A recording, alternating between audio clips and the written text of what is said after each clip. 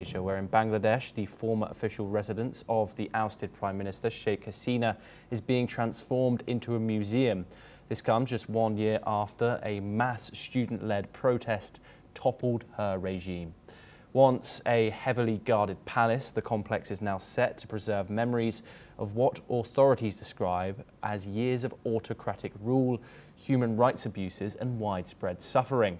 The museum will feature exhibits on those killed during Hasina's final months in power, alongside interactive displays, cells used for political detention and untouched graffiti left by protesters. While her former palace is being preserved as a symbol of resistance, other signs of her legacy have been torn down, including statues of her father and a museum she built in his honour. Interim leader Muhammad Yunus says the project aims to encourage national reflection and promote democratic values as the country awaits elections in 2026. Let's listen in to some of the protesters. Symbols of fascism and also the symbol of autocratic regime.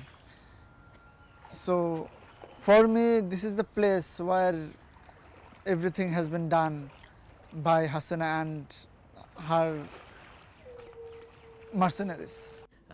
July নিয়ে অনেক কিছু থাকবে, জুলাইয়ের iconic ছবিগুলো থাকছে, জুলাইয়ের গল্পগুলো থাকছে।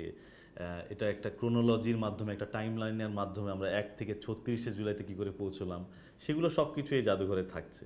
কিন্তু এর আগে আপনাকে যেটা বলেছি, জাদুঘরের বাড়তি জায়গাটা হচ্ছে কিন্তু ফিরে দেখা এবং সেই লম্বা সময়ে 16 বছরের অপশাসন, দুঃশাসনকে ফিরে দেখা। তো সেটা আমার কাছে মনে হয় একটা বিশেষ থিম।